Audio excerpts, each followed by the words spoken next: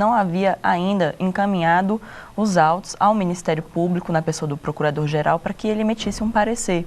Então, ele justificou, inclusive, dizendo que não havia encaminhado ao Ministério Público, porque existe uma norma do Supremo Tribunal Federal que fala que, havendo vários casos semelhantes, o relator pode indicar alguns, o Ministério Público emite parecer em relação àqueles, mas não precisaria haver o encaminhamento de todos.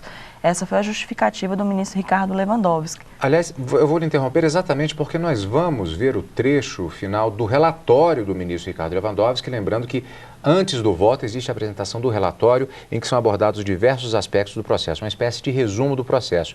E vamos pegar exatamente do ponto em que o ministro aborda a questão do parecer da PGR, exatamente como explicou a Lídia para a gente agora. Só que na sequência, já acompanhando esse ponto, o ministro Marco Aurélio pede a palavra para levantar uma questão de ordem exatamente sobre a necessidade desta manifestação da Procuradoria-Geral da República. Vamos rever. Em 23/10, o Supremo Tribunal Federal considerou existente a repercussão geral mediante emenda que transcrevo abaixo. À ocasião, manifestei-me pela existência de repercussão geral, observando que a questão foi submetida ao plenário dessa Corte por meio do RE 459-749 de Pernambuco, sendo relator o ministro Joaquim Barbosa, cujo julgamento foi suspenso em virtude do pedido de vista do ministro Eros Grau. Entretanto, ele não foi concluído em razão da superveniência de acordo entre as partes.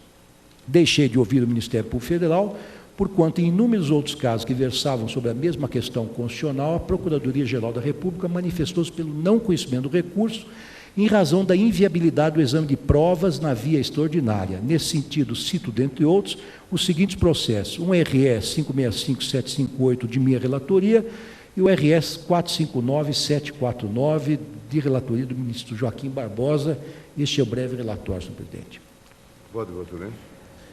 Presidente, uma questão de ordem que eu não posso deixar de suscitar diz respeito à necessidade de nós observarmos sempre a vinda ao processo do pronunciamento da Procuradoria-Geral da República quando admitida a repercussão geral, já que a premissa é de que nós teríamos a adoção de um entendimento pelo plenário sob esse ângulo a respeito da matéria. O ministro relator realmente apontou que teríamos precedentes da Procuradoria em outros processos, indicando que aqui se teria matéria fática.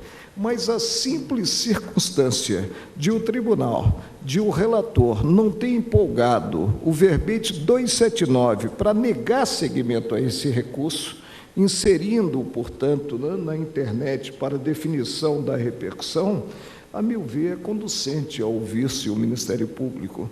É um princípio que eu observo e, como observo como relator, integrando o tribunal, devo sustentá-lo.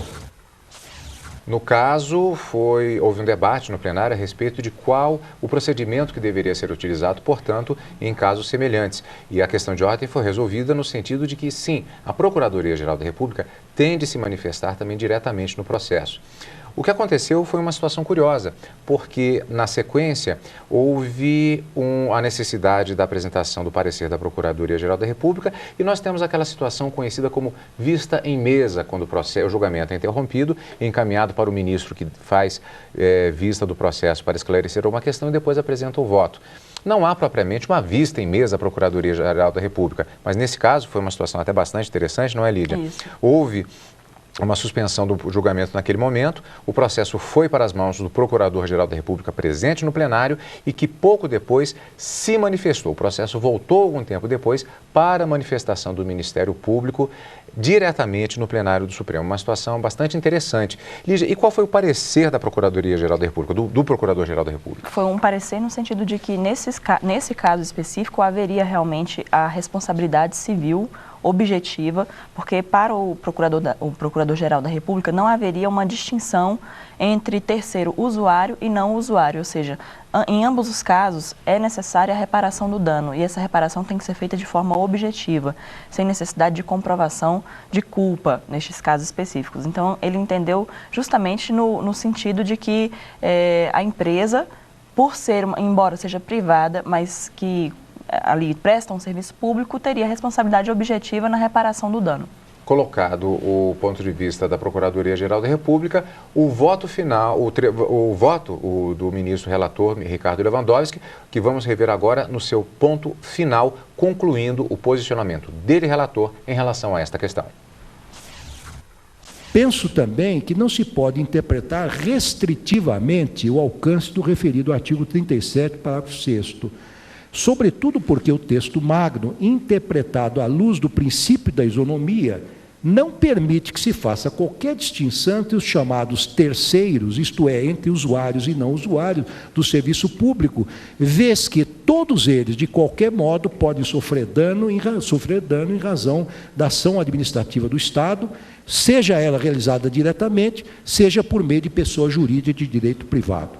Não impressiona, data vênia, o entendimento segundo o qual apenas os terceiros usuários do serviço público gozam da proteção constitucional decorrente da responsabilidade objetiva do Estado, porquanto tem o direito subjetivo de receber um serviço adequado. É que tal raciocínio contrapõe-se à própria natureza do serviço público, que, por definição, tem caráter geral, estendendo-se indistintamente a todos os cidadãos beneficiários diretos ou indiretos da ação estatal. Na espécie, não ficou evidenciado nas instâncias ordinárias que o acidente fatal que vitimou o ciclista ocorreu por culpa exclusiva da vítima ou em razão de força maior. Constato, no entanto, que restou comprovado o nexo de causalidade entre o ato administrativo e o dano causado ao terceiro não usuário do serviço público, sendo tal condição suficiente para estabelecer, a meu ver, a responsabilidade objetiva da pessoa jurídica de direito privado, ora recorrente, nos termos ou nos exatos termos do artigo 37, parágrafo 6º da Constituição Federal. Então, senhor presidente, em face dessas considerações, pelo meu voto, conheço do recurso extraordinário, mas nego-lhe provimento. O ministro Marco Aurélio levantou divergência. Ele levou em consideração os elementos de fato propriamente ditos, ou seja, a descrição dos fatos relativos ao acidente, constante dos autos e dos laudos periciais para tratar do caso. Vamos ao trecho final do voto divergente do ministro Marco Aurélio. Caiu sob o veículo por motivos alheios ao conhecimento do perito criminal, vindo o ônibus a passar com o rodado traseiro, quer dizer, caiu da metade do ônibus, né, para trás, rodado traseiro da lateral direita sobre sua cabeça. A respeito do ônibus, esclarece o laudo que a simples inspeção ocular não foram encontradas avarias relacionadas com atropelamento, caracterizando que o impacto foi somente contra corpo flácido. A seu turno, a bicicleta não possuía avarias visíveis que indicassem que tenha sido atingida quando da colisão com o ônibus, e ele conduzia a bicicleta sem estar nela montado. Em conclusão, quanto à faticidade, e é importante esta conclusão para definirmos se houve realmente a revelação do nexo de causalidade. Em conclusão, o laudo aponta como causa determinante do acidente a queda da vítima. Quem sabe uma vertigem? Sob as rodas do ônibus. Ela caiu sob as rodas do ônibus, embora sem mencionar o motivo da queda. Presidente, não posso, diante desses parâmetros factuais, concluir que aqui nós temos, nesse acórdão, só porque se afirmou que não houve culpa exclusiva da vítima, só porque se potencializou a mais não poder a responsabilidade objetiva, assentar o nexo de causalidade. Peço vênia, presidente, ao relator para conhecer e prover o recurso. A tese vitoriosa foi a do voto do ministro relator, Ricardo Lewandowski, que foi no sentido exatamente de não prover o recurso, sentido contrário do voto do ministro Marco Aurélio, e nesse sentido, portanto, reconhecer a responsabilidade civil objetiva da empresa concessionária, mesmo em acidente